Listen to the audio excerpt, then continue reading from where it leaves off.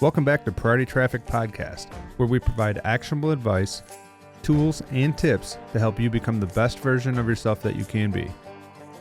In this powerful and soul-stirring episode of Priority Traffic Podcast, I had the incredible pleasure of sitting down with two extraordinary individuals, Dumas of Earn Your Title Podcast and Josh Chase of Jump Seat Leadership.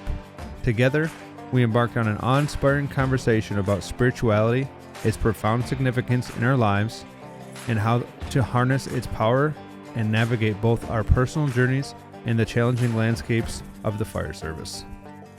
Buckle up, my friends, because this discussion will take us on an excursion of self-discovery, resilience, and faith. You'll hear how spirituality has become an anchor that guides us through the storms, keeps our spirits high, and ignites our passion to serve and protect.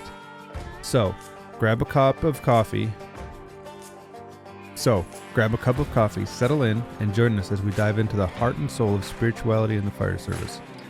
Whether you're a seasoned firefighter seeking additional guidance or someone looking to explore the intersection of spirituality and personal growth, this episode promises to leave you inspired, refreshed, and ready to face any challenge that comes your way.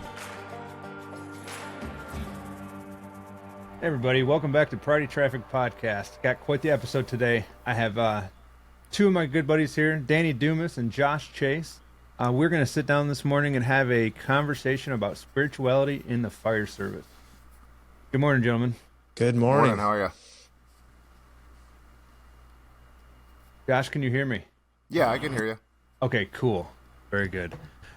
So real quick, the premise for this conversation was I've had a podcast with each of you two. Jim Parkin, he wasn't able to make it. He runs Operation Lighthouse. And the four of us, three of you guys have been influential in developing my inspiration and my own personal spiritual path after discussing, what we've discussed in the past. So I wanted to get us all together and kind of have a powwow and, talk about the importance or, maybe kind of underline the value of having a spiritual aspect in your life and in your career. Yeah. So Dan, if you don't mind introducing yourself real quick, and Josh, I'll have you go next. Sure. Yeah, my name is Dan Dumas, and I work for the Waterford Regional Fire Department. I've been a fireman for 23 years, and I just recently started the Earn Your Title podcast. My goal there is to help men become better husbands, fathers, and leaders through all the things Chris has talked about in the Priority Traffic podcast. It's right there. I'm just a little bit broader audience with fathers and husbands. And yeah, I think the whole idea of spirituality, I understand it doesn't need to be religious, but I do think it's important. It is kind of, to me, it is what makes you you. It's, you have your physical man and then you have your spiritual man, and you can't separate those two things. So it's kind of like I feel like spirituality is the purpose, the why you do life. It's love. It's all those things. So that's kind of where I'm coming at it from. Awesome. And Josh Chase, thanks for joining me this morning. Go ahead and give yourself a quick introduction. Yeah, so my name is Josh Chase. I run the Jump Seat Leadership podcast, Facebook page, all that kind of stuff. Kind of blessed to be in that arena and get things going there. My whole purpose, honestly, in life is just to strengthen, encourage, and empower men to just, really similar to what Daniel said, is just to be the leaders they were called to be, better husbands, better fathers. And I think it's being the better husbands and better fathers that makes you the better firefighters and the EMTs and all that kind of stuff, right? It's not the other way around. And me getting into this space with the fire department, I think, talking about spirituality, I think this is a space God's allowed me to have influence in, and I'm doing that, right? It's just like Daniel said, it doesn't have to be religious, but, and I think we'll probably get into some of that talk, like, well, what are we talking about if it's not religious and it's spiritual? Right. Everybody kind of has this different take, but yeah, so I run these fire service platforms, and I started a business called the Chase Collective LLC. And the Chase Collective is really the whole purpose of the Chase Collective is it's a gathering of thoughts and ideas, and it's my way of strengthening and encouraging and empowering men to discover purpose. I mean, I honestly, really similar to what Daniel said, if you don't have purpose, I really don't know what you're doing. And I think that's probably 99.9% of the problem when you see a husband or a father or a man that's struggling is they don't have purpose, they don't have vision, they don't have direction. And I would challenge that if you don't have vision, if you don't have purpose, if you don't have direction, then it is a struggle to do everyday life. So similar to Daniel, I'm a man of faith. Spirituality is a broad term, but I'm excited about the conversation today. Awesome, guys. Well, like I said, I'm super stoked to have you guys here, and I think you both pointed out the big elephant in the room, that a man without purpose is not sure where he's going. There's no direction. There's no compass in life. You might not even have established goals. You might not have values. And we talk about values kind of like things that we all value, monetary things or materialistic things. But if you haven't really spent a lot of time in developing what you would say a value to you is, family, fitness, faith, finances, right? Those are 4 big F's that a lot of people value. Sure.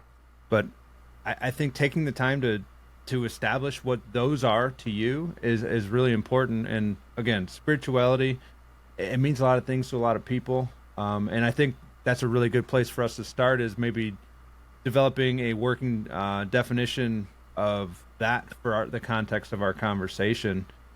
And I would start out with saying that it's for me, it is understanding what intrinsically motivates me and how I can take those aspects of me and serve other people. And Josh, what would you say, or how would you guys start to define spirituality in context of just our conversation today? Yeah, it's like I said, it's really broad, right? That term spirituality. So I really just have to come at it from where I'm coming from. And I was raised in the church. I was a pastor's kid for a long time, and I think I saw the goods and bads of church, the goods and bads of religion. I'll just right off and say it. Religion, if that's what you think this podcast is about, you're probably wrong.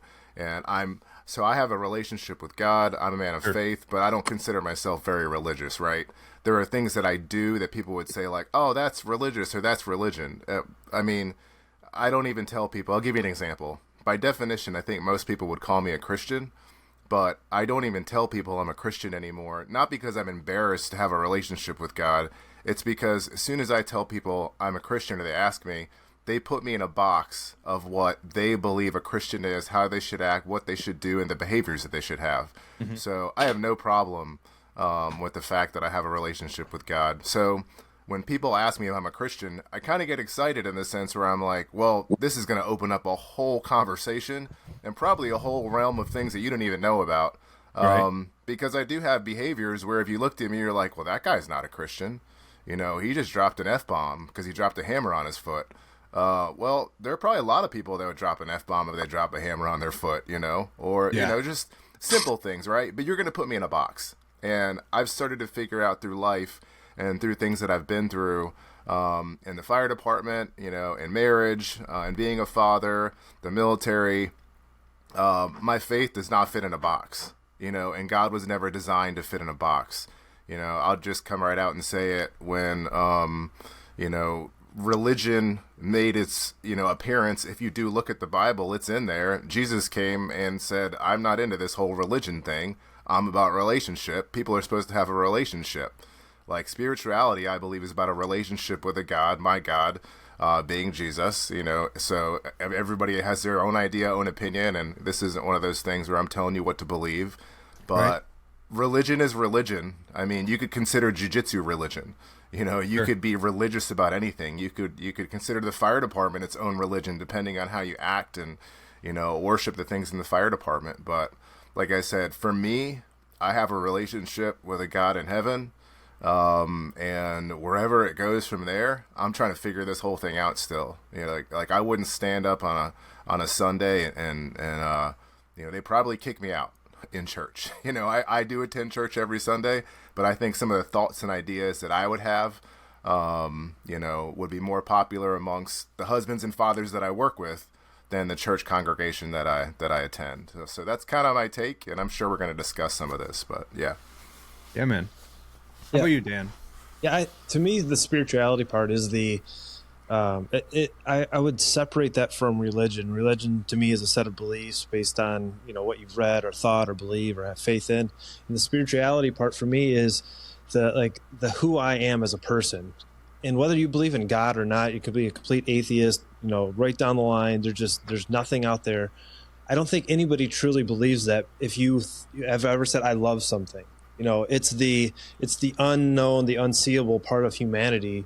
That's spirituality to me, is why would, the three of us decide to go be firefighters and risk something for somebody we don't know?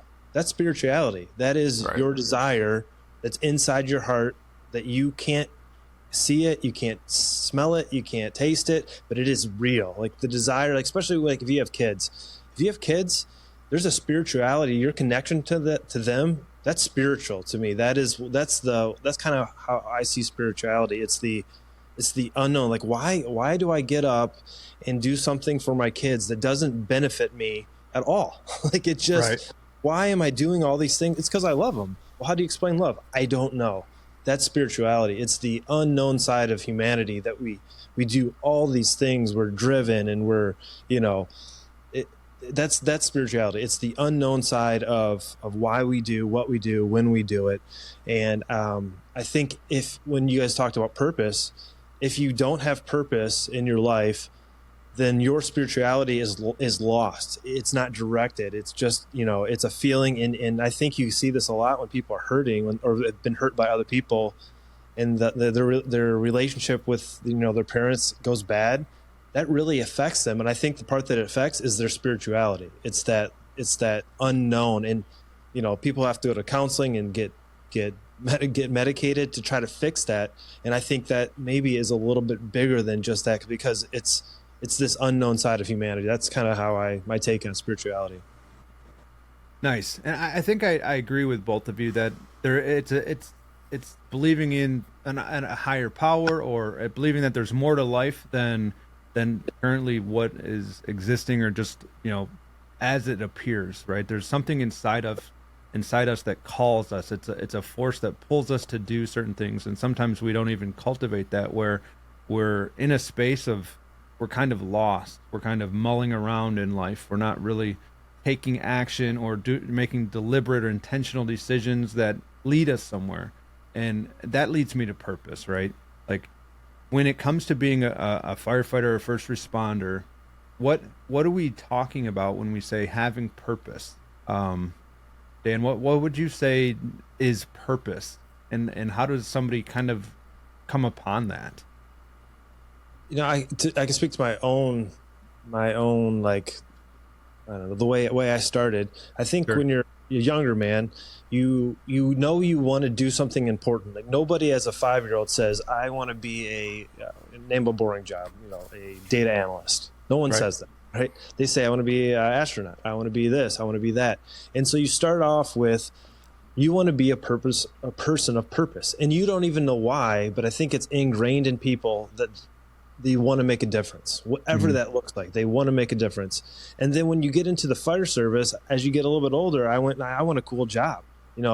I wanted a job that was going to have something, and I didn't know what it was. I knew I liked the schedule. Someone told me I could take a nap at work. I thought that was cool. Do all these things.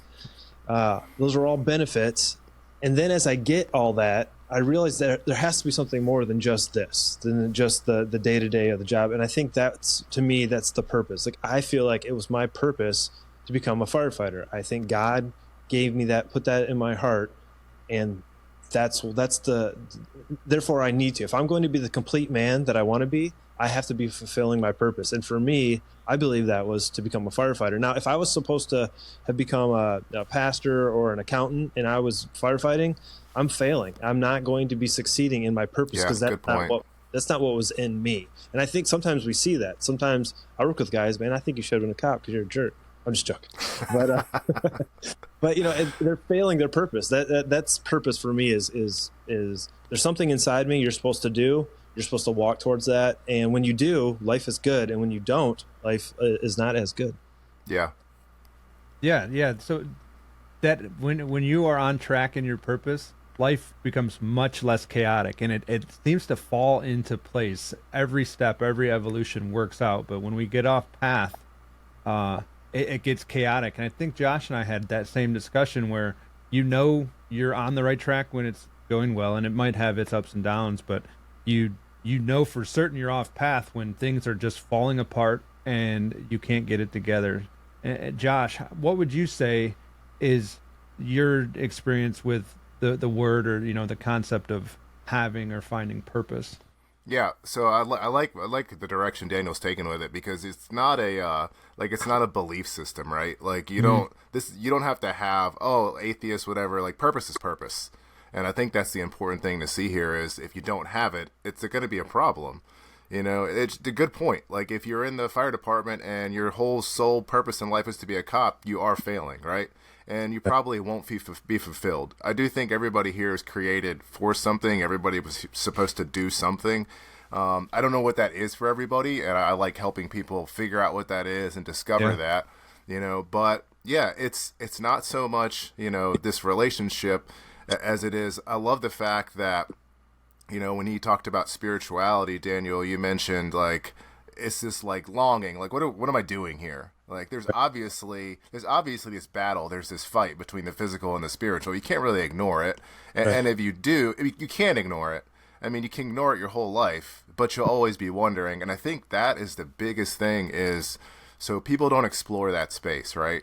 They don't explore it. They don't want to explore it at all. Like for me, I explored it and it led me somewhere. So I have my beliefs, I have my faith. That's where it led me. That's the foundation of how I live my life. But I explored it, and I think it's worth exploring. And I think once you start exploring that and getting into it and start figuring out, like, hey, wait. And when I talk about exploration, I mean asking yourself the hard questions, like, what am I doing here?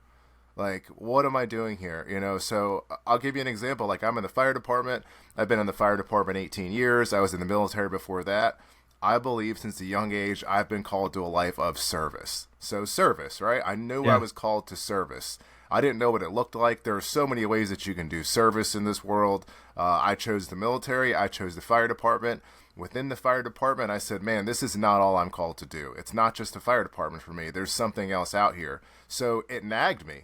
It nagged me and nagged me and nagged me. And it was like, okay, well, I got to be a good husband. I didn't do that well. And I had to recover from a lot of stuff, early on in my first marriage. And but stuff kept nagging me. And it was, okay, what am I doing here? It's not just the fire department.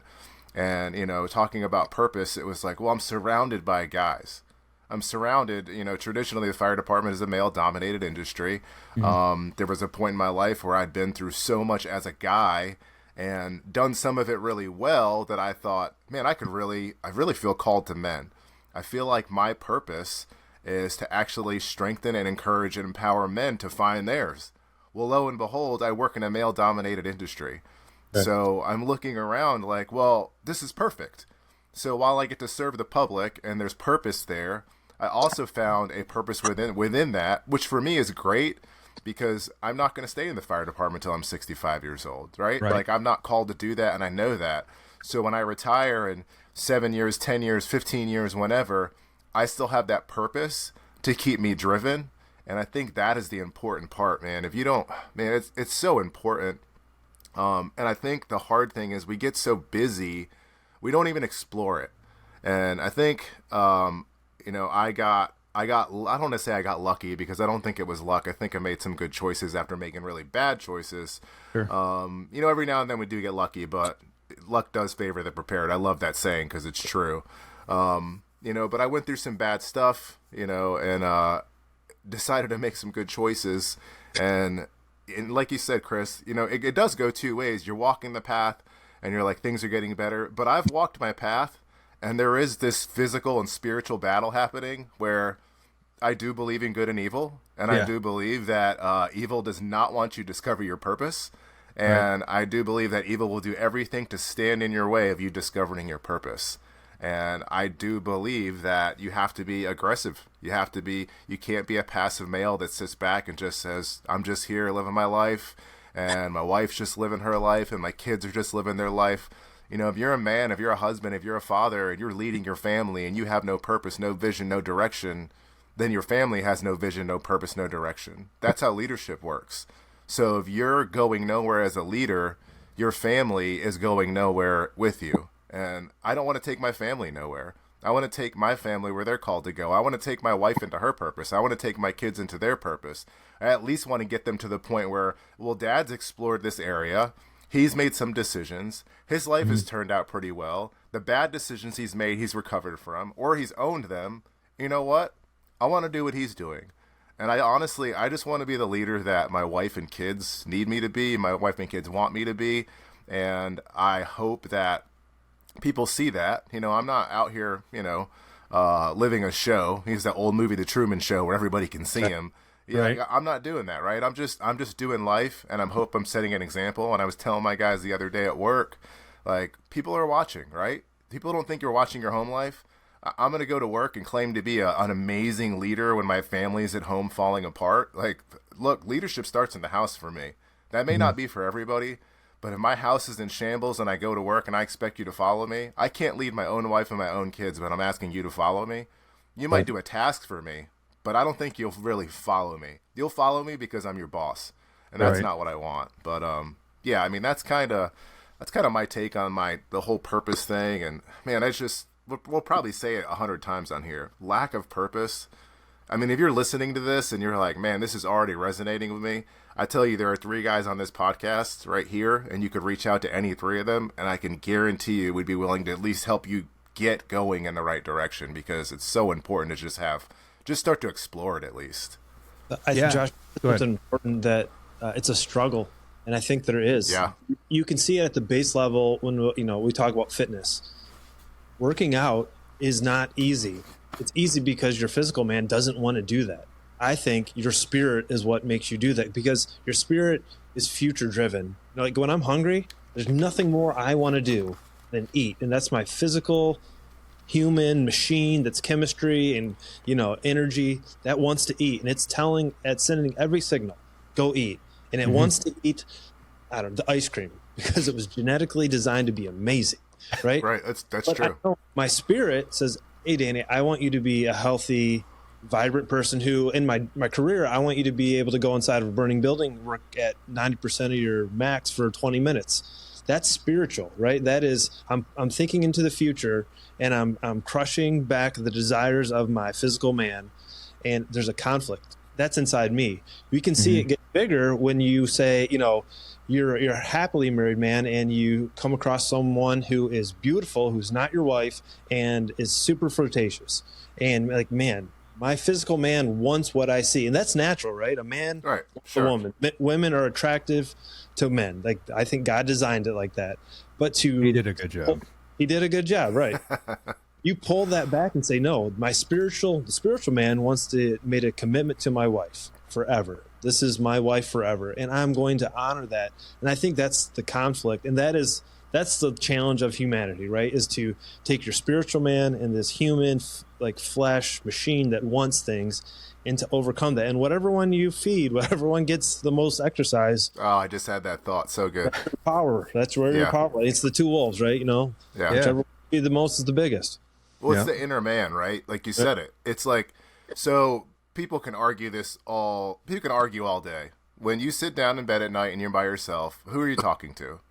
You're talking to somebody, you know, and there's always this like, well, I could do this, or maybe I could do this, or maybe I could do this. Hey, don't do that. That's stupid. We're going to do this. And there is this battle between, I should be choosing this. No, I'm going to watch Netflix instead. I know I have a reading list, but I'm going to watch season 8 of Homeland, or whatever it is. It's so people that say, I don't know what you're talking about, or I don't believe in this, or I don't believe in that. Well, I just want to know who you're talking to and who all these voices are inside your head that are doing the good and the bad things. Everybody has an inner person, an inner man. You don't have to like it. You don't have to agree with it. You don't even have to believe it, because it's just true. And something I tell my kids all the time, like an example, if somebody wants to argue with me and I know 110% like I'm right, I won't argue, because the truth defends itself. I do not argue the truth. The truth will defend itself. Sometimes it will take time for the truth to defend itself. I mean, I could tell you, hey, Daniel, you're going to get a speeding ticket if you speed. And you could tell me, no, I'm not. I'm not going to argue with you. Eventually, a cop's going to pull you over. Right. You know, so it's just that those are small examples where the truth is the truth. Right. So I don't have to argue with you. I don't need you to believe it. I'm going to live my life. I know I've explored purpose. It's led me down a path. I've recovered from things because I've had a purpose. Yes. You know, I have this simple analogy, right? I tell my son all the time. He's 17 years old. He's trying to figure out what he wants to do with his life. And I'm just trying to help him at 17 figure out, like, what's your purpose at 17? What do you want to do later? Broad view, what do you think you're called to do? You know, he's like, so he's very similar to me. He wants to do service. So we're looking at service things. But the big thing with purpose, especially at a young age, is if you equate it to a path in the woods and you have a destination, well, you can go off and play in the woods. You can go off and explore and play in the woods and look around. You might be delayed and it might take you a long time, but you'll always know, you'll always be able to look back over to the left and see that path you're supposed to be on. And it always guides you back to something. And I think that's the hard thing is we have so many guys just playing in the woods. They're lost. They're playing in the woods. There's no path to purpose. There's nothing there. They don't want to look at other guys. Life is distracting, whatever it is. So I think exploring it, discovering it, and establishing it, let's get it established. Then if you want to play in the woods and take a year off or do whatever, at least I know or you know what you're called to do, and at least it'll nag you to get back on track. But having nothing to nag you to get back on track, man, that's dangerous. Because now you just end up lost and unrecognizable, and now you're that weird mountain dude with the beard that nobody recognizes. It's like, hey, who is this guy? And you're a shell of who you were created to be. So I think if you can at least establish it, you know, it can at least get you back on track. Maybe you don't know how to, you know, like, okay, I discovered my purpose. I don't know how to tackle it. Sure. Okay, but you got it. Right. We got it. We got it written down. We know that's what we're doing. We start sharing it with people. You know, other people have been through similar things. We see where we're going with that. I mean, I think the hard part is getting guys to understand, hey, stop what you're doing. Let's discover, let's explore, discover, and establish. I just made that up. That's free. You know, I'm writing that down. I put it on a t-shirt. Yeah, dude. Yeah.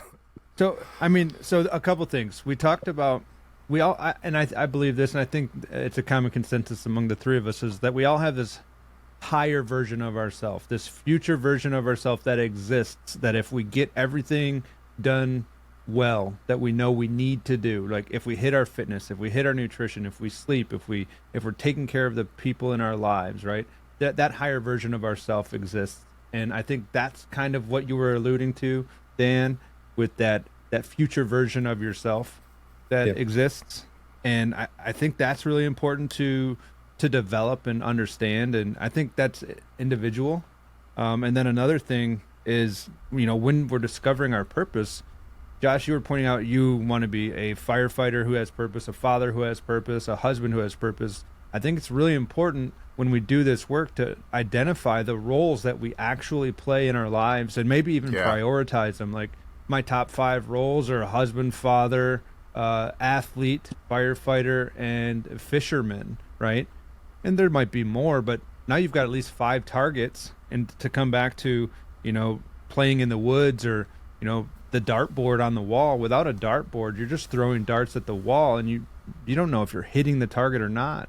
But when you have that target on the wall, that actual dartboard, now you have a bullseye. You have a target. You have a purpose. And, you know, you mentioned the path, like getting on the path to something. Like not every path leads you somewhere, but the path to the place you want to go is going to get you there. And you have to know where you're going. And what does it look like? What would you guys say?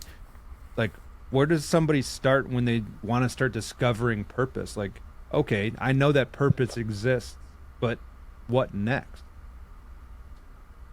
I know for Daniel. me, it was when I was starting to figure out, I know there's some things I didn't want to do.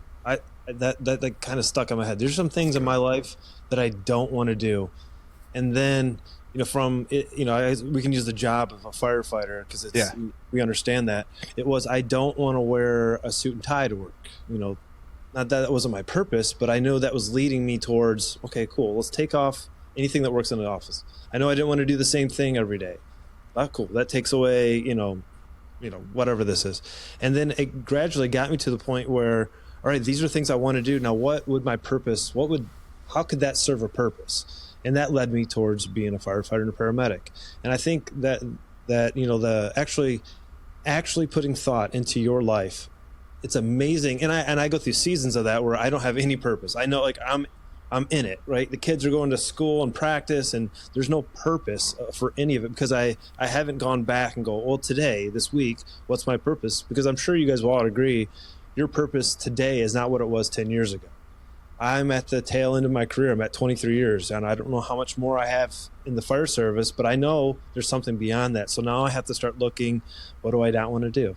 Maybe I don't want to wake up at 3 o'clock in the morning anymore. So that eliminates firefighting, after that. So now we're moving towards, what is my purpose? What has God put in my heart? And that's kind of how I've always attacked it. Like, where am I at right now? What has gotten me here? What were the stories that I told that got me here? And then where do I want to go in the future? And you actually have to do that. And for me, I usually do that twice a year, where I actually have time and it's for hunting. When I go hunting in the spring, I do it because I've got hours and hours of sitting there staring at the woods. And in the fall, hours and hours of sitting in a tree stand, staring into the woods. And I truly think, where am I going? And that helps me to, just to kind of bring everything back and figure out what my purpose is going forward. No, that's great. I think you hit on something a lot of guys don't do. You got to take time, and you have to be intentional in doing these things. It's not, you can buy a gratitude journal off of Amazon and you sit down, one day. That's good. Right. It's a good start, but take some time to figure this stuff out. Go away, talk to your wife, talk to your kids. Let me just get a day away where I put my phone down. I'm not going to do anything. Maybe I don't hunt, maybe I don't go to the woods. I like to hike. I like to go to the mountains at least twice a year, sometimes 3 times a year, and I don't do anything. There's no cell phone service up there for 3 days. I sit on a creek. Sometimes buddies come, sometimes they don't come, and that's my time, like you said, to just reflect and think, what am I doing? What have I done? Where am I going? Am I on track? Like you said, it looks different than it did 10 years ago. Right. And I think one of the biggest things, like, purpose has to be something where if anything happens in your life, you still have something to live for. And I think that's where, like, oh, my purpose is just this thing right here, just today. Okay, well, that could be gone in an instant, right? Like, it has to be something bigger than yourself. It has to be something worth it. It has to be something where the most tragic thing could happen in your life, and you still say, okay, well, I still have something to accomplish. I mean, I think I shared this with Chris on the podcast. Back in 2015, my first wife died. She passed away, 32 years old, no medical condition, had a seizure at work. We had 3 kids, had been married for 10 years, gone. Completely unexpected. And best friend, been married, high school sweethearts. I mean, we had gone through an almost divorce. That was super public in the fire department. I'd been unfaithful. Everybody knew. We made it through that. I mean, we made it through some hard stuff. We're on top of a marriage mountain, killing life, killing it as parents, reestablished our faith, and she just died out of nowhere. And I think, honestly, if you're talking about something that will take somebody out, take somebody's best friend away from them immediately, unexpectedly, and say, oh, you're now a single dad with 3 kids, or a single mom with 3 kids. And it wasn't a divorce. We got a lot of firemen that are divorced, and they see their kids on the weekends. She's gone. She's never coming back, right? So you want to talk about a purpose challenger, right? So I had already kind of discovered my purpose prior to losing my wife. I already knew that I wanted to strengthen and encourage and empower men. I knew I wanted them to be able to work through adversity and stand taller afterwards and say, nothing's going to take me out, and I'm going to be able to do whatever God's called me to do regardless. Was that easy? Absolutely not. My purpose was challenged every single day. Did I even want to be here anymore? Did I even want to live anymore at times? But I'm telling you, having that purpose established early allowed me to play in the woods of my grief and just figure shit out. I mean, it was tough. But I knew I was called to do something. And as dark as it got, and as depressed as I got at times, and as hard as it was to be a single dad, I knew I was called to do something. I knew I was called to, sit here and do this someday. I knew I was supposed to write books. I knew I was supposed to travel and speak. I had already shared these dreams and things with my wife. I knew I was going to help guys, be better husbands. And, when you commit, you were going to stay committed. If it got hard, it didn't matter. You were going to push through anyway. Like, I knew I was going to do those things. And I'm telling you, it got really hard. And I can honestly say, if I did not have purpose, if I did not have vision, if I didn't have these things established ahead of time, I was already challenged with thoughts of suicide and not wanting to be here. You know, I do not know that I would be here today if I absolutely had no purpose, because I was at the end of my road with hope. And I think people don't understand. They talk about suicide and they're like, well, I don't understand. Suicide is no hope. It is pure hopelessness. And I don't know that people understand. Pure hopelessness means there's nothing. There's no good. There's nothing. There's nothing for you. Why bother? But for me, I had that flicker, no matter how hard it got, of, I know I'm called to do something. And honestly, one of the biggest things was I was called to be a father. You know, I was called to be a husband. You know, that ended. You know, I led her, you know, faithfully. I led her well at the end. I didn't do it all right, but in the end, we were good. I was called to be a husband. That ended. I fulfilled my vow, right? Well, guess what? Now my purpose was to be a husband, was to be a father to my kids. And no matter how hard it was, I had to be the best dad because they lost their mom, and that's what they deserved, right? So it was just like you said, Daniel. Well, maybe my purpose was I still wanted to travel and speak and do all those things later on in life, but I had to be a father. Right. And I had to be present. And I think so many guys we do get caught up with, and I've been there, where we're like, I'm going to do these big things. And there's nothing wrong with dreams. There's nothing wrong with vision. But your family is right in front of you. Be that present husband. Be that present father. Be that man where, you know what, I don't no problem with a guy being a badass fireman at all. But I don't want you to be a badass fireman and your wife has no idea where you are and you're completely distant at home. You have resources to tackle your problems, but you're not. Your kids don't love you. That stuff happens, right? I'm not mad at you if it happens, but you don't have to be that, right? That is your purpose. You're struggling with purpose and you're married right now, be a husband. You're struggling with purpose and you're divorced but you have kids, be a father. You have purpose whether you think you do or not. That's huge. Yeah, man. That is like the epitome of a purpose keeping you alive, right? Like literally. Right. And that, you know, that sinks into my heart too. And, you know, my experience with challenging events started when I was a young child. I suffered some sexual molestation and I worked through that. And I didn't even come through into my life until I was like in my 30s. Like I actually, like, something happened where it's like, oh, this is heavy. This happened to me. We need to deal with it, because it was starting to bog me down. And just like you said, having that flicker, having that, there's something more to life than not being happy or not being fulfilled, and serving and finding a purpose to serve and to help people maybe not suffer or go through the things that you've already went through, and say, hey man, you're not alone here. Like I can't tell you what to do, but I can walk next to you. And, you know, having purpose and having something bigger to work through and work for, and people to serve, your family, your kids, your career, that made a huge difference for me in my life. And, you know, I'm sure, Dan, you likely have experienced something that made this purpose kind of blurb out into your life. Would you say that is probably true? Yeah, for sure. We had this is a work thing, but yeah, I started my career as a Pontiac fireman, and then I lost that. That got taken away, and I had to decide what was my purpose: to be a Pontiac fireman or to be a fireman. And because I got taken over by another department that at the time we absolutely hated these other people, and I had to decide: am I supposed to serve, or am I supposed to be this idea of who these guys are at this certain department doing this thing? And I didn't know. I had to figure that out, right? You know, I had to figure out, man, these guys took my pension from me. They took, 10, 12 years. I'm gonna have to redo. There was some bitterness there, some anger. Am I supposed to go do something else? Is this a sign? God, is this a sign I'm supposed to walk away and go do something else? But it took a year to figure out, okay, no, I'm supposed to help people. And I've been put in this situation.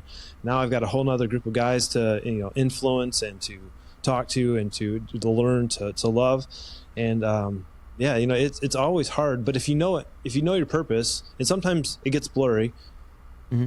you figure it out and you get back to it and go, yeah, if this is my purpose, then the decisions are easy. Well, I got to put my all into it because now this is my purpose. This is what I'm supposed to do no matter where I'm at. If you're supposed to be a husband, man, be a husband. Whatever your wife did, whatever situation you're going through, you decided that you're going to go down this road and then you figure it out. You did the hard work to realize this is my purpose, and then do it. Go do your purpose. And then I'm not going to say it all works out. Josh, obviously, it not that it failed, but it went bad, right? You decided to be a husband, and that got ripped away from you without anything. You obviously would have never picked that. But because that was your purpose, you decided to make that life with your family. You're doing that now, right? You are still living your purpose because it was as a husband, father, and now it's as a father. And that, I think that gets you through those times because that is powerful. That's spirituality, right? That is the unknown, unseeable. You got your physical man that just wants to end it because it feels terrible. But your spirit, that purpose is what takes you past all those feelings of self-doubt and feelings of just life is at an end. That's spirituality. That is taking you to the next level. Yeah. I think, no, that's great. And I mean, and you said it, you're still leading people in the worst of times. Like I was still leading my kids, whether it was good or bad, right? And I think like just do something, I guess is what I'm getting at. Like you are doing something, so let's try and discover it, I guess it was 2 years, almost 3 years later, like that led me to be remarried again and, sharing that stuff because I made a decision to be a good husband after not being a good husband in my first marriage. And I saw what marriage could be. And I was like, I think I want to do this again. So it's you never know what's going to happen. I tell guys all the time, you'd be surprised. We all work in this career where you really could go to work tomorrow and not come home. We do. It's just a reality, and everybody's like, oh, well, you could get hit by a school bus. I'm like, yeah, you could say that about anything. I get it. I mean, I lost somebody tragically, unexpectedly. But we work an inherently dangerous job where I do think we should have to be prepared for certain things. But a lot of the time we do act like we're just going to be here forever and everything's fine. And I experienced that in like the worst way in the world, right? Like we may not be here forever and everything may not be fine. So now that's allowed me to live a life where like I still worry a little bit normally, but I let a lot roll off my back. It drives my wife now freaking nuts because I'm like, well, there's really, I can't control today. I can only control what I can control, right? There are things that are out of my control. There are things that may influence my decisions, and there are things that are within my control. I can only control what I can control. As soon as I get hit with a situation, I'm like, can't control that. Let's go grab coffee. Like, so it just drives people crazy. But I think, man, I'm just going to say it again because I think people miss it because we're just looking for bigger things. I think it's already a challenge to be a husband and to be a father. It's already a challenge. That is one of the most challenging things you can do when it comes to leadership. But I want the leadership stage when it comes to this or that. Like, I'm telling you, my leadership has been tested right here in my house. I have a 22-year-old daughter that lives at home right now that I had when I was 18. I have a 17-year-old son that thinks he's me. He's 6'2", 200 pounds, and he thinks he's 40 years old. And, then I have a 16-year-old daughter, or to-be 16-year-old daughter, that thinks she's 25. Like, you want to talk about leadership test? I got a leadership scenarios for an assessment center right here in my house every single day for the fire department. So just, man, if you could just lead your wife and lead your kids, but you can't do that without leading yourself. And I know that's kind of what we're talking about today is like, start small, start somewhere. You brought it up already, Daniel, like start with fitness. Right. Oh, maybe I'm not into fitness. Okay, well, maybe you should be because you're in the fire department. If you're listening to this and you should be kind of fit. That's what the public expects. Maybe go for a walk today. I can't stand when people tell me all kinds of excuses and I'm like, well, let's go for a walk around the station. Right. Like you walked in here to get a meal, so I know you can walk, so you can walk around the station. But I don't want to get off on that tangent. This sure Fit to Fight Fire handles all that stuff. But yeah, totally. So like we know we have a pretty good idea of what purpose and spirituality is and how it's going to help us get up when we get knocked down. And how would one of you guys or both of us or all of us, how would we relate that to the role of a first responder, where we experience that tough call. We experience those long, grueling hours where we just get our butts kicked day after day and nothing's going right. How do we incorporate, let's say we have developed a purpose, how can we leverage that to help us keep coming back and getting stronger or making a better decision here and there?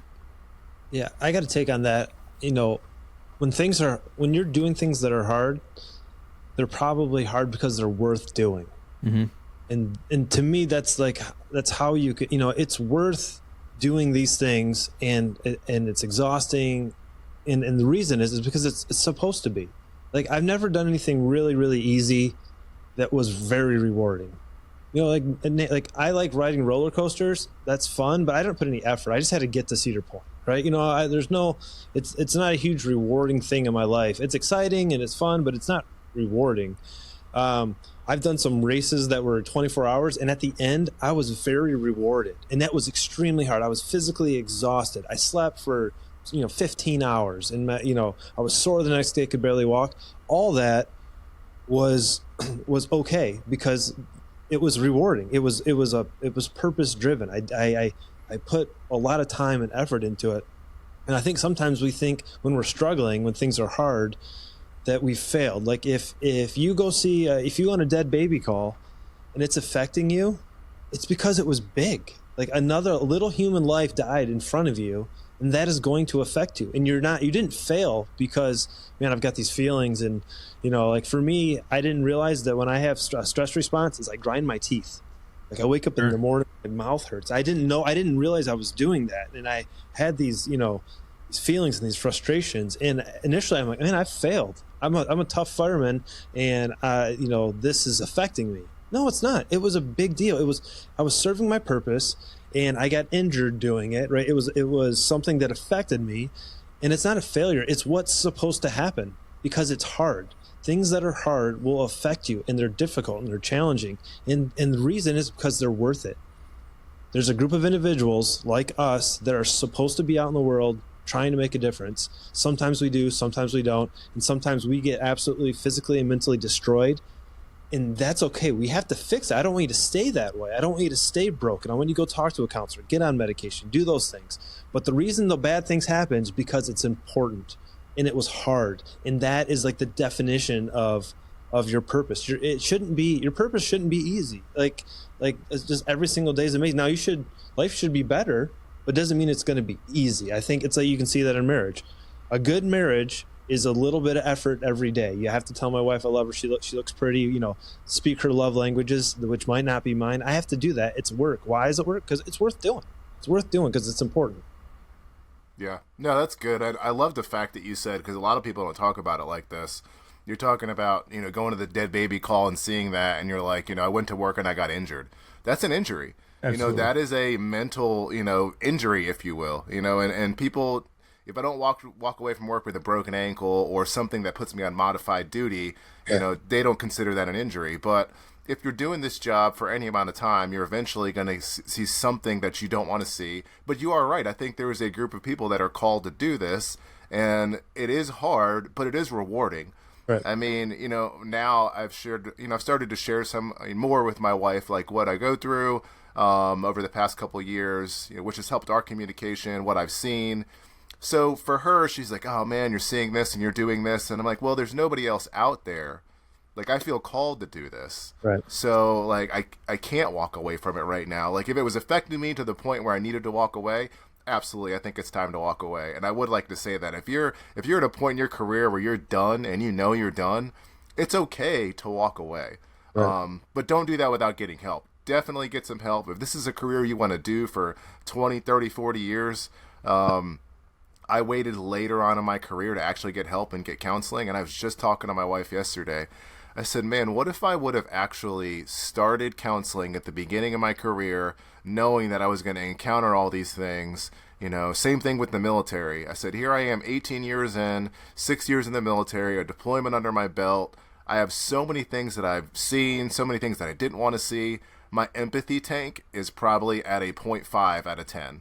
And I have to work at empathy every single day. It is a constant struggle for me. I mean, but like you said, it's work, but it's worth it. Right. You know, it's definitely worth it. You know, I send messages to my wife and she's like, this is not Josh at all. But she knows I'm working on empathy. Right. You know, if she sends me something and I have the suck it up mentality. I'm like, I could care less. Just go do what you're supposed to do. You know, but you don't tell your wife to go suck it up and get up off the couch. You know, it doesn't work. You know, I tried it a couple weeks ago as a joke when she wanted to skip a workout, and I said, well, just sit there and be lazy. And she was like, that does not work with me.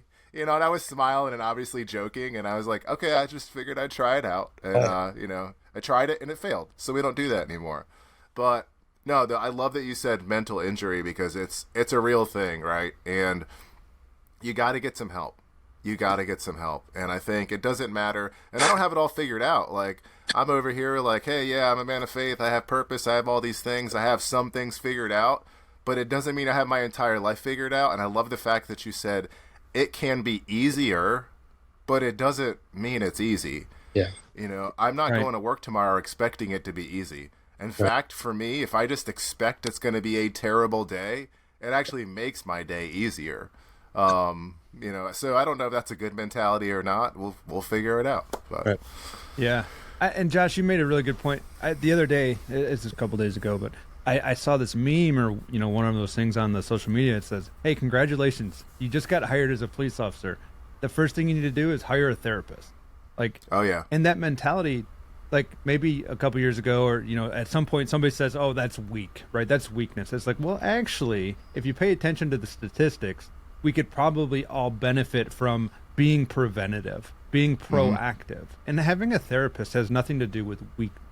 It has everything to do with knowing that you are, and I say therapist, maybe I mean counselor, maybe, you know, whatever that looks like for your needs, but that has nothing to do with you being weak. It has everything to do with knowing that you're going to experience these things over the course of a career, and not properly dealing with them leads us down a road, and it leads us off our path of, you know, what we're supposed to be doing. So I like that you said that. And just yesterday, part of my purpose is impacting the fire service in a positive way.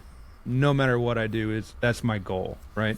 And I got the opportunity to work with a fire academy now. And I was instructing yesterday, my first day, like super cool, super excited to be there and actually get to work with Dan at the fire academy. And I had an opportunity to speak to the cadets, and we were talking about, you know, people having questions on tests or not sure what to do with studying. And I was like, well, this is a perfect opportunity to set the standard for reaching out for help. Understanding that as a firefighter, it is our responsibility to know when we need help.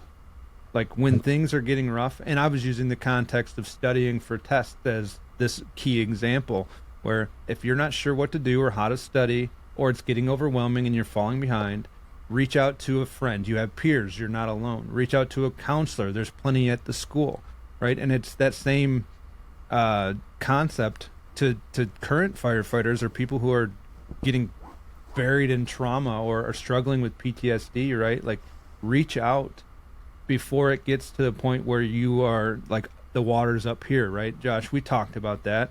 Like, if we can do the things we need to prior to, you know, drowning and not being able to swim, I think it's really important. And I think spirituality, understanding yourself and knowing that it's okay to go through those hard times, and the easy times aren't necessarily the better times, right? We come outside of those struggles and those hard courses of work and the hard training and committing to a plan. At the end of that, you know, delaying the gratification, that's kind of a spiritual aspect. I don't know how you guys feel about that. Yeah, I mean, go ahead. Go ahead. No, you go, Josh. You go. No, I mean, I like what you said there. I mean, it's it just all ties in together, right? It all ties in together. And I think the biggest thing, real quick thought, was you just mentioned, like, you know, just the preventative stuff and like the drowning and the therapist. If you don't want to see a counselor because you don't like the idea of seeing a counselor, if you don't want to see a therapist because you don't want to see a therapist because you don't like that, go find a coach. there are so many people out there that are willing to help you. You wouldn't even realize. I mean, and like I said, we're three guys that came together, have some common ground. We're doing a podcast, and I'm 110% sure this is going to help some other people. We're just three guys. There are so many other people out there that have been through so many things that are willing to help you through something. And I think the biggest thing is just saying, I don't know where to start. Right. I need some help. I don't know where to start. And, maybe you're not going to go see a counselor and sit in an office and sit in a chair. I see a counselor. I've seen counselors before. It is a journey to find a counselor that you can have a relationship with that actually works for you. For me, it's been worth it. I see a counselor every other week. It's been great. We're specifically focusing right now on my fire department career and the things I've seen and the things I've done. I've never done that before. So I'm starting to dive into that stuff. I saw one last year through work. And we came up with this whole analogy where I had been storing boxes in a warehouse for 18 years. And I'm standing in front of this warehouse. The door is falling off. There's caution tape. And I know I have to go in there, but I really don't want to. I could just keep storing things in there. And she said, well, you probably should start opening a box or two, right, and working through these things. And I'll be honest, I'd rather do it now instead of me retire. And then eventually it's going to come out. It's going to come out somehow. I just want it to come out healthy. And I want everybody to be able to deal, whatever you got to do to deal with it. I mean, you can do the things that help you relax. You can go to the woods, you can go hunting, you can fish, you can boat, you can do all those things.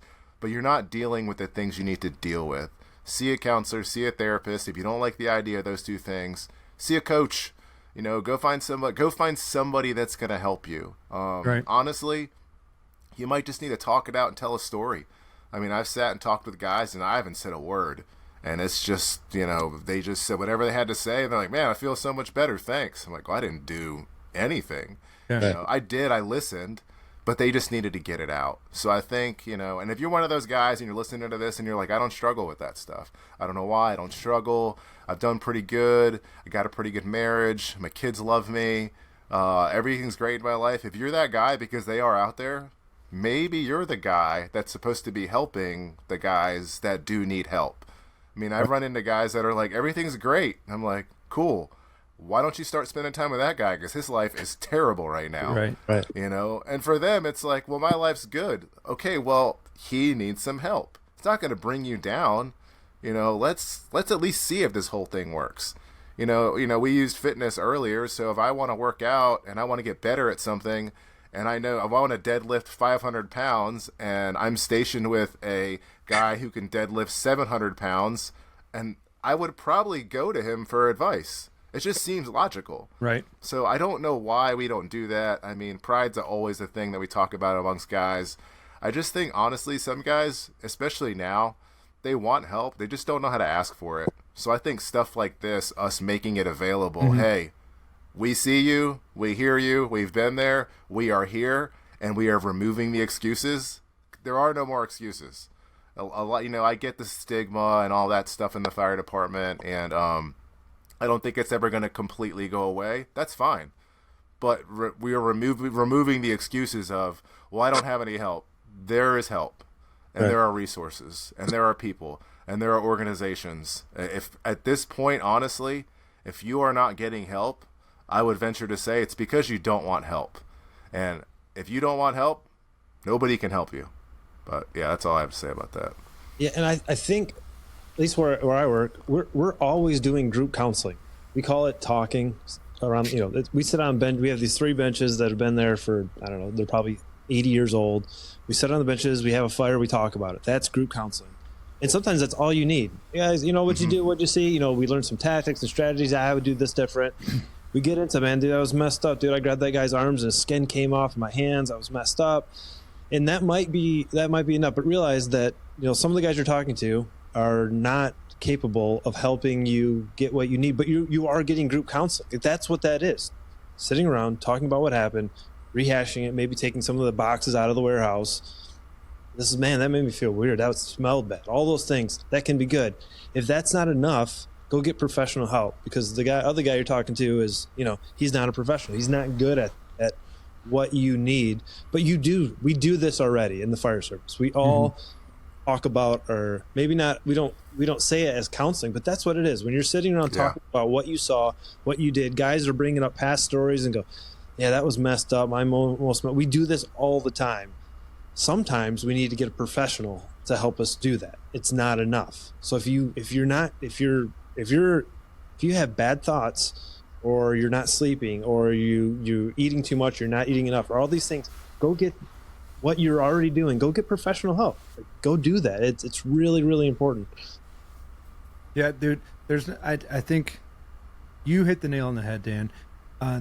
If what's working, or if what you're doing right now is not taking the edge off, and it's not actually helping, and it's not alleviating those stressors that you're experiencing, or those changes in life where you're not sleeping, you're not getting your basic needs met, there's absolutely no shame in asking for help and getting professional help.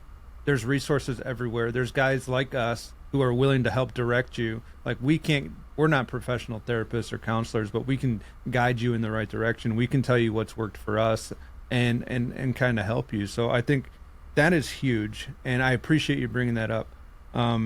Josh, have you ever reached out and got any specific help? I know you mentioned that you do see a counselor. Do you have any experiences that you could say really, really changed things for you? Yeah, sure. So the thing with counseling, I did some marriage counseling early on in my life. I've done some individual counseling. It's worth going to see a counselor. It's worth seeking professional help. But like I said, sometimes it might take you 2 or 3 counselors before you find somebody that works for you. There are thousands of counselors out there, and I do believe you have to find the right counselor to work with, right?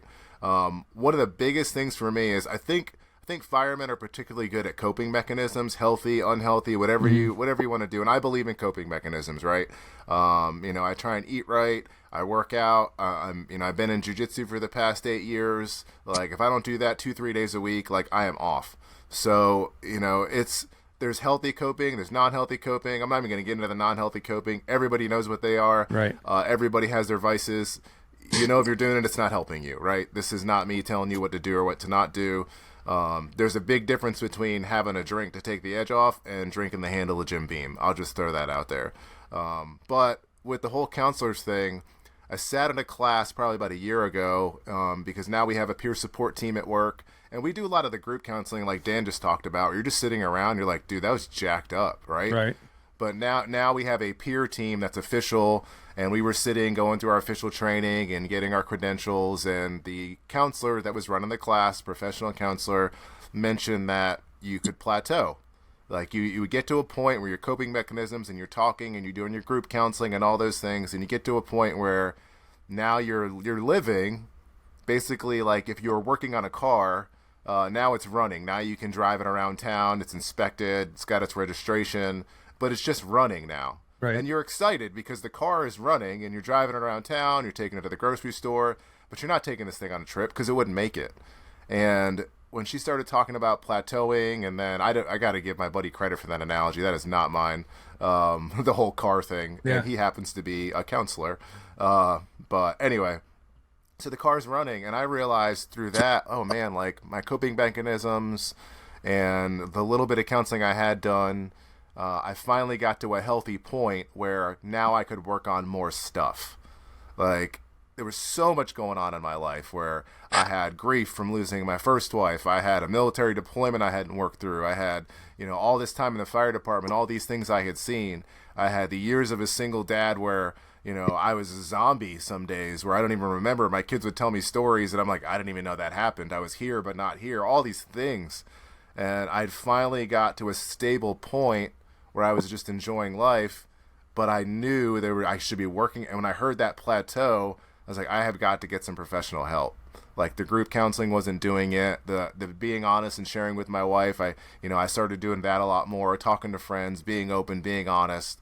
I had just gotten to the point where the car was out of the driveway and I'm driving around, but it was like, I'm never going to be able to go on a road trip if I don't start tackling some of these things.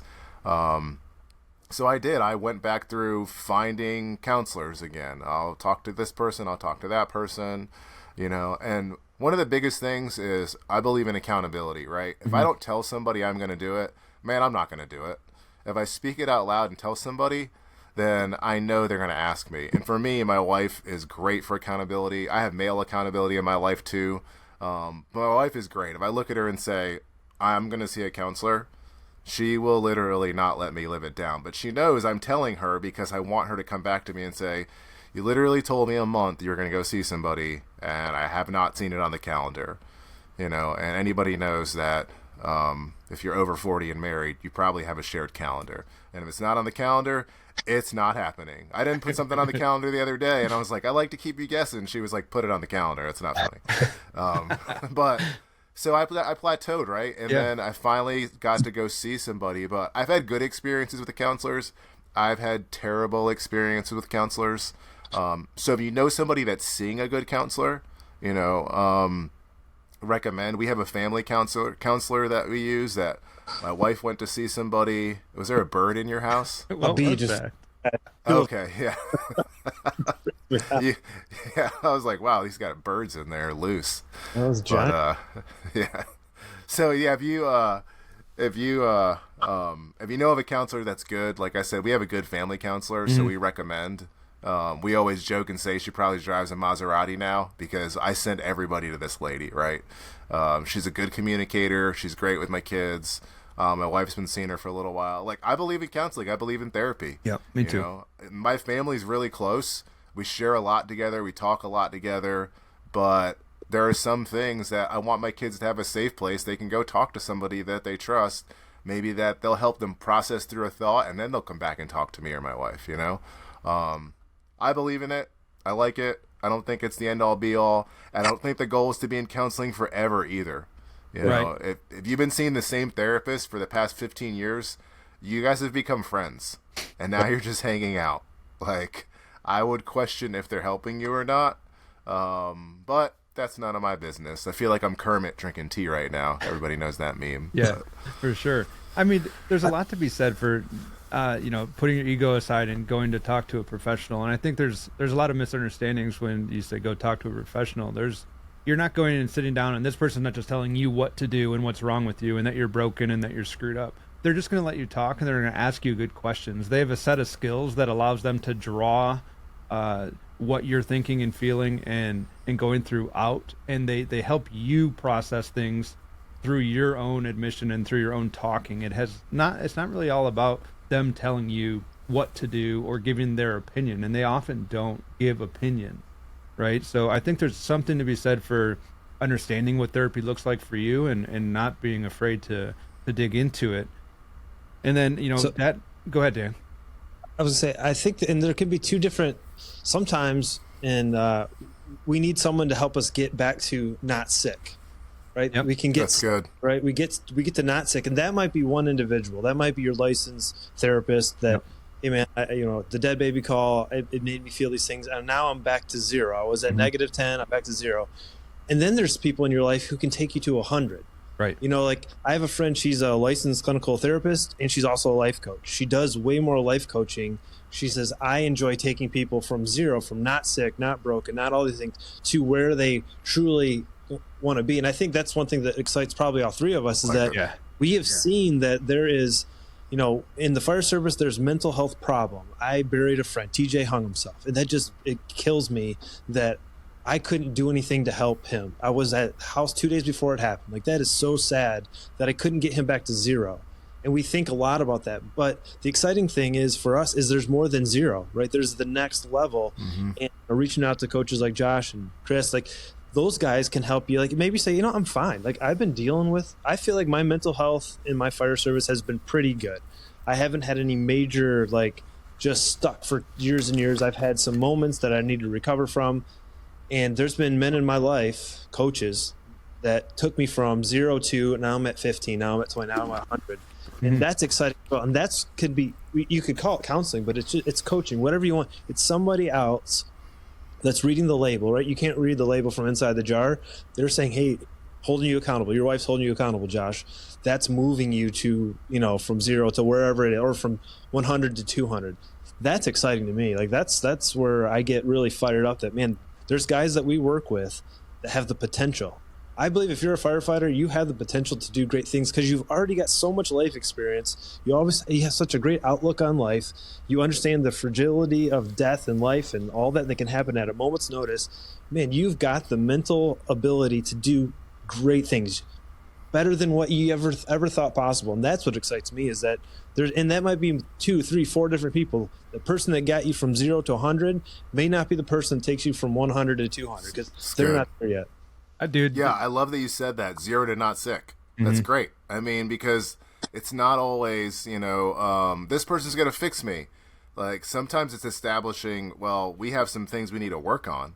Right. And you come and tell me a story, and I'm like, do you know you have this, this, and this? Oh, I had no idea. And now maybe I point you in the right direction. Or like you said, 0 to 100 might be 5 different people. Right. There are so many different people in my life. I have people that hold me accountable in different areas, right? And I mean, you guys have different groups of friends. Like, this group of friends, we don't talk about this because we're not going to get anywhere. Right. But this group of friends, I mean, if I bring up jujitsu to some friends, they're like, you guys literally roll around on the ground and sweat on each other. And it's disgusting, And then I'm like, but my jiu-jitsu friends are like, when are we gonna wear pajamas and snuggle each other aggressively? But if I said that in any other circle, they'd be like, this dude is freaking weird, right? So it's not gonna be. There's all these. It's multifaceted, right? I have the fire department community. I have a faith community. I have a jiu-jitsu community. I have all these communities. And I'm the guy that's like, I will jam all those communities together and see how awkward I can make it. I'm like, let's invite everybody, and it's always the firemen are in the corner. These guys are in the corner. I got a couple buddies. I call them floaters. They're like me. They can be in all the communities. But, it's 0 to not sick, but it might take 3 or 4 different people. So I love that, where it's like, maybe you do 2-3 sessions with a counselor or 2-3 sessions with a coach. And you're like, I think I got what I needed out of this. Maybe I'll talk to this guy now. Nothing wrong with that. I think that's awesome. That was really good that you said that. 0 to not sick. I love it. Yeah, Dan, that is super expansive thought process. Like, just because you're 0 to not sick, and then there's steps on the way. There's different stepping stones and different people. Like, Dan, you could get me to X, and then Josh, you take over and get me to Y. Right? It's just how it goes. And how would you guys say spirituality can enhance team cohesion and support amongst firefighter crews? Let's just speak at the crew level, because it's really hard to get the entire department on board with anything, let alone spirituality, right? Like, how can we use spirituality to improve our crew? I think if you're talking about spirituality in the sense that it's what drives you, it's the non-physical, the non-seeable thing. Yeah. The pride in what you do, pride is powerful, right? Being the crew that is always going, like, it excites me, and I'm a command officer now. It excites me and scares me when I see one fire engine pass another fire engine because they're a little bit faster to get to the scene. I don't want that from a risk-benefit analysis. But I love the fact that these dudes are proud about getting that's spirituality, right? That's that pride, that feeling of I want to be the best, and I want to be the man at that moment. And I think fostering that through training, through through encouraging, is kind of how you do that. Hey, I mean, you try not to. I don't know. I try to be positive to my guys without giving them too much encouragement, because I don't want to think I'm sucking up. But hey, guys, that was excellent. You guys saved lives today, and giving them those words they need to hear. It all goes to that pride. And hey, man, truck looks great. It's awesome. I opened it up. I knew exactly where things were because they were put back and they were clean. And I just think encouraging guys to have pride in what they do, that goes towards their purpose. I work with guys that aren't very good firefighters, meaning they don't they're not excited about going and burning buildings. But what they do, they drive a truck, and the truck is clean, and the truck is well maintained, and they don't have to look at their map every time they get on the truck because they know the streets. That can be a version of spirituality that I think so. Desire to want to do better is more than because to have a nice, clean, well put together truck is opposite of sitting in the couch lazy boy, not doing anything, right? Just being lazy, collecting a paycheck, doing the bare minimum.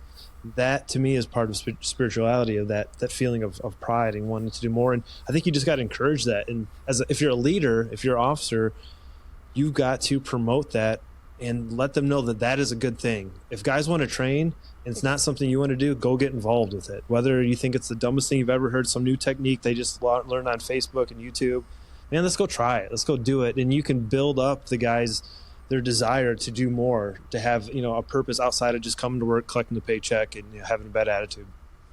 No, I think that's good. I think, a lot of what you said, like, it's foundational, right? Spirituality, however you want to look at it, it's foundational. And I would venture to say that, most religions, faiths, whatever you want to call it, there's a good and there's an evil, right? And there's hope and there's hopelessness. So I would say that we could all agree that you want to be on the side of good. Foundational, like you want to feel good, you want to do good, you want to help people. I don't wake up and think, today I want to suck. Today I want to do bad things. Today I want to hurt people. Like, I can honestly say I've never woke up and had those thoughts. Right. Every now and then you get that dumb intrusive thought, like I could run every trash can over on the street and it'd be so cool. But you don't, it's not normal for you to wake up and say, I hate all these things. You can be struggling with something, but it's not the norm. So I think for me, it's foundational, right? Mm-hmm. I want to go to work. For me, it's what kind of breeds hope.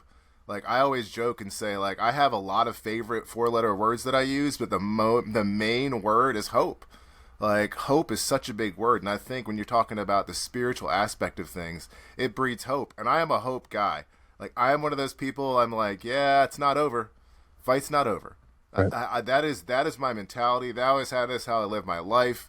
I'm like, I am breathing, I can still win. I will be down 40 points and still talking trash because I'm still alive and I'm still in the ring. It doesn't matter to me, and my son has developed that same mentality at 17, which drives my wife nuts because he has no wisdom behind his confidence, but I love it, right? I'd rather have to rein in my son's confidence than teach him how to be a confident male at 45 years old. Right. Let's do it now, and I'll have to rein it in every now and then. But, for me, it does. Spirituality breeds hope. When everything sucks, when work sucks and morale's low and you're doing all these things, hope is that, well, at least there's this. Right. At least there's this. At least there's this. And it's always in the back of my mind. Like, I joke all the time. Like, I love the old Star Wars movies. By old Star Wars movies, I mean 4, 5, and 6. I don't think there are any other movies that exist. People said there's 6 more. I don't know what they're talking about. But my favorite Star Wars movie is A New Hope. I mean, the title. I mean, the story, if you look at Star Wars as an example, and I'm not like a big sci-fi guy, I have seen all the movies. Mm-hmm. The entire story, the entire series is built off of hope. These people are fighting and fighting and fighting. Every single movie, every single episode, everything you've seen, they're fighting for hope. Hope is the only thing that keeps their cause alive. I mean, I say it all the time. It's like rebellions are built in hope because they think they can win. Deep down, their cause is so great, they think that they can win. And I think spirituality, if it's foundational, if it's who you are, if it's where you come from, deep down, you really do believe that you can win. You believe nothing can beat you. And I'm in a place in life where I've been through so many things, I kind of feel like there's nothing that's going to take me out at this point. Like, it might try, but I'm not going to give up. And if I'm breathing, I'm still winning. It may look like, hey, Josh is getting beat down pretty bad. I'm not dead. I am not dead. And as long as I'm here, as long as I'm breathing, I plan on being old someday, sitting in a rocking chair, drinking a glass of bourbon, sitting on my front porch. But I will still have purpose. I will still be doing something. As long as I'm breathing. It may look different, like we talked about earlier, but I think it's foundational when it comes to work. I think those are the guys, like, yeah, you can go to work, you can complain, you can have a bad day, but then you can come back and say, yeah, but we still got to train. We still got to get these things done. We still got to clean the trucks. We still got to take care of each other. We still got to take care of our house. Big fire department, I'm not focused on big fire department right now. I'm focused on, I have a crew that I work with every day at Fire Station number 7 at 1211 West 43rd Street. That is my focus. I am the lieutenant there. I have a captain that works right above me. I have guys that work below me that I work for. That's my focus. I can't fix the administration. I can't fix the fire department morale problems. I'm not going to try to fix those problems. But if you guys want sparkling water today, I will go buy you sparkling water. I will buy you grapes. I will cook fried chicken on Sundays. I'll make sure there's York peppermint patties here when you want it. Look, there's so many little things you can do. My wife works at Starbucks part-time. So now we're coffee snobs because I get free coffee. So, I mean, but morale at Station 7, it's not terrible. It may be not great in the department, but I think honestly for me, spiritually, foundationally, I know who I am. I know what I'm called to do. That's what keeps me grounded. And that's what always keeps that flicker of, well, I'm just going to keep doing what I'm doing. Mm-hmm. Like, I hear you, but let's go work out. I used to work with a guy at Station Number 1 when I was there, and he was my senior. I was his junior at the time, and he would always sit there and listen to you complain. He would just look at you and listen to you complain, and then he wouldn't say anything. All he would say is, I hear you, and he would hand you a mop, or he would hand you a broom, or he would hand you a task, and then you would go do it with him. I mean, it was, okay, that's cool. There's still something to be done. We still have a job to do. Like, we still have to get these things done today. And I've kind of adopted that mentality. I've just added, like, I have a pretty cool job. I mean, I am the fire department. I work 7 days in a month, 10 days in a cycle. It's, yes, the recovery days aren't what I would like. Yes, I don't sleep all the time. Yes, I've seen a lot of things I didn't want to see. I'm not saying it's the easiest job in the world, but it's pretty rewarding. Oh, and, so I go to work every day, and yeah, I would fix 1,000 things if I were chief for a day, but I'm not. So what am I going to do as Josh? Right. And that's one thing I want to touch on. Like, I'm a lieutenant, right? It's on my shirt when I go to work. It's on my shirt. It's on my helmet. The guys know. I don't have to tell them. They already know. So I want them to get to know me for who I am. I want them to get to know Josh. They get paid to respect me as a lieutenant. They don't get paid to respect me as a man or a person. So I am probably more vulnerable with my guys that I work with than some officers would say is okay, but I'm willing to take that risk. Like, I'm willing to take that risk to build those relationships with my crew, knowing that relationships are the reason that people build trust, and trust is where things get done anyway.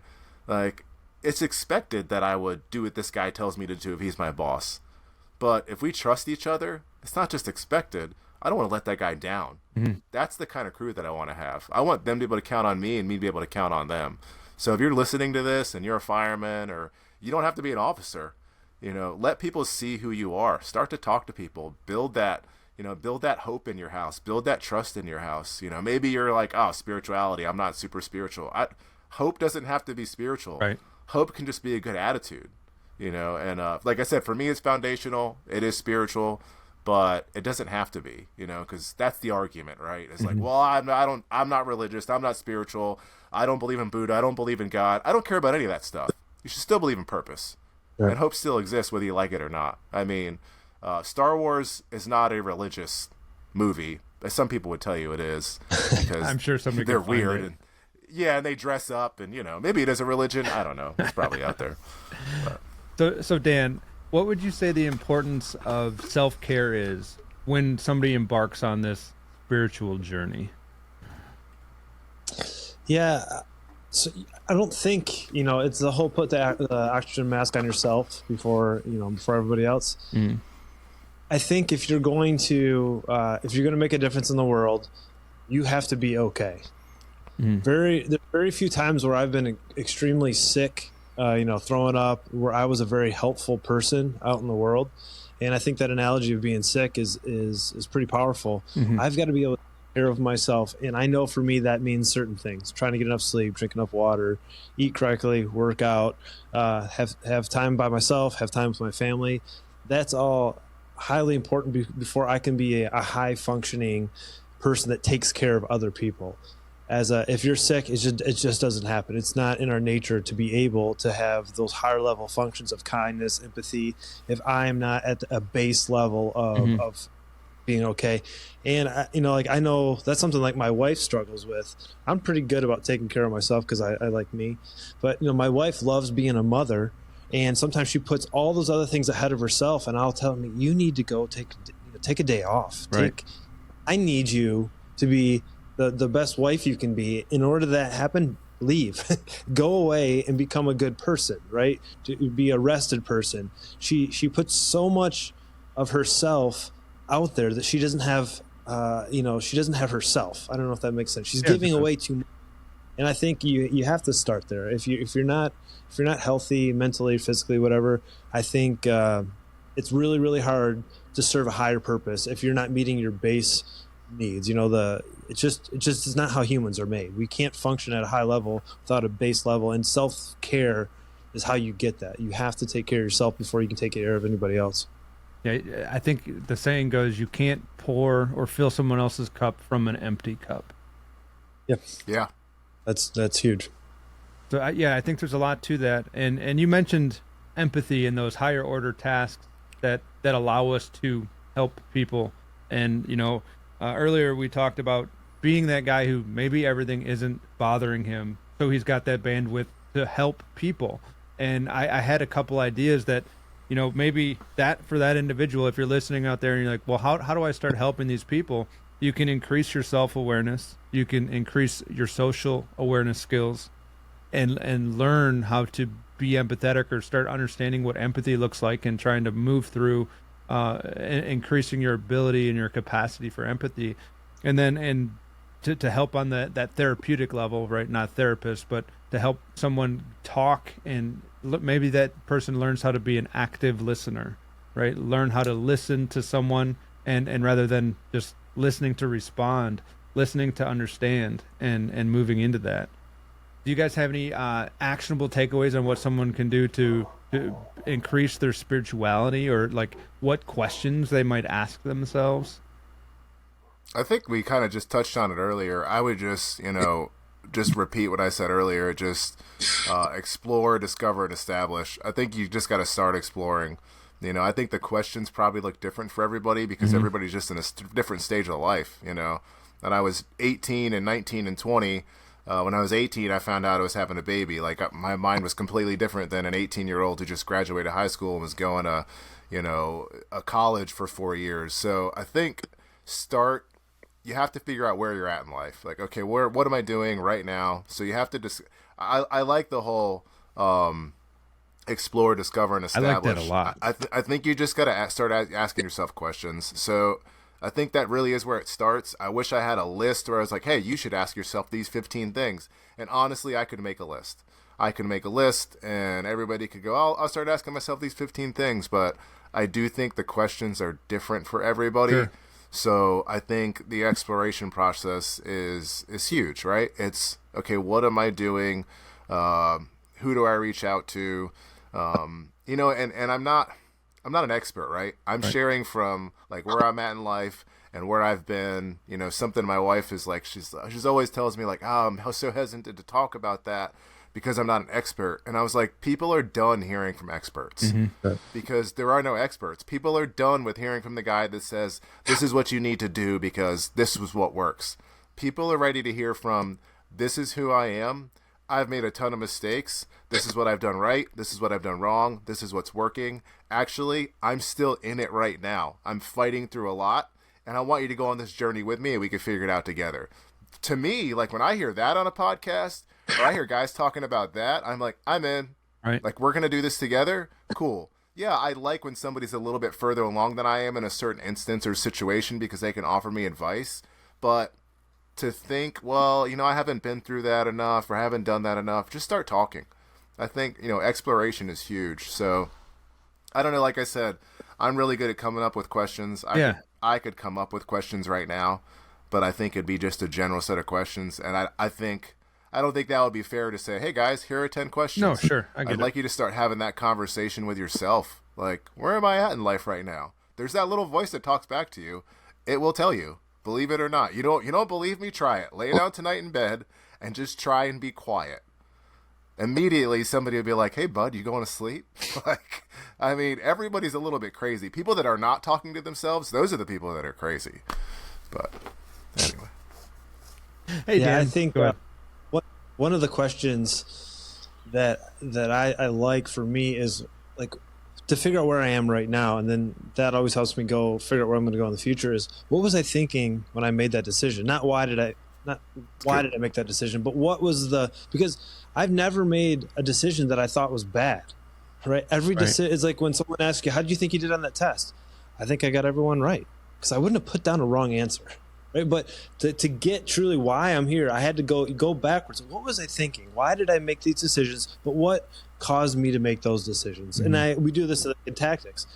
Did we have a successful fire because of our decisions or despite them?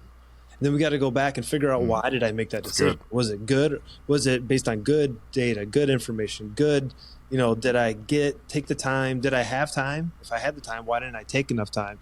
So I think just going backwards and what was I thinking? Try to remember your mindset, because we all had that. There's a reason we did something, maybe because of zero thought, maybe because the data we had was wrong, or maybe because just things don't turn out right. But I am here because of something I've thought of.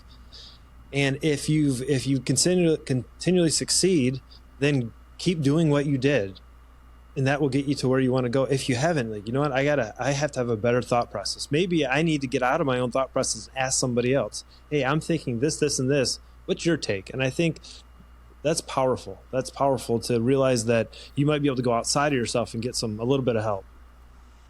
Yeah, it's good. That is really good.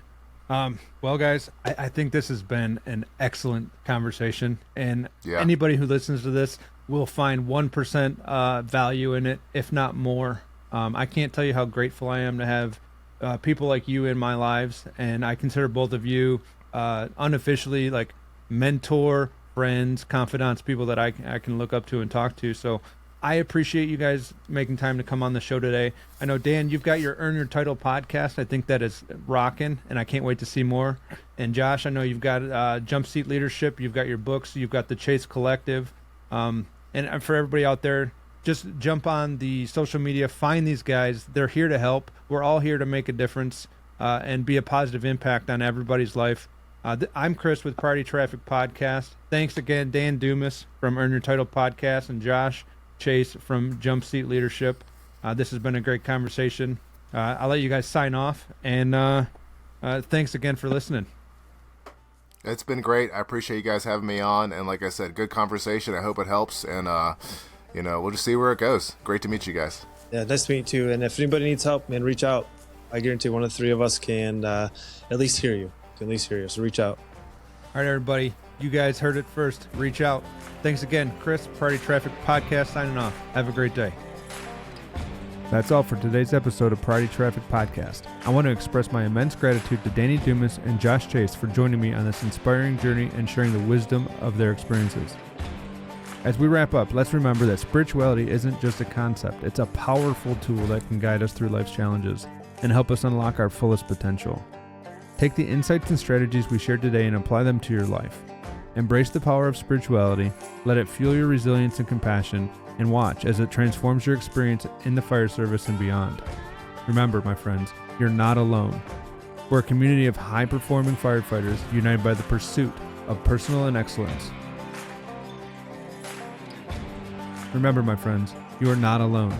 We're a community of high-performing firefighters united by the pursuit of personal growth and excellence. Let's continue supporting and uplifting one another as we walk this path together. Stay strong, stay determined, and thank you for supporting us again today. And don't forget, we're humans by chance and firefighters by choice. Stay well, my friends.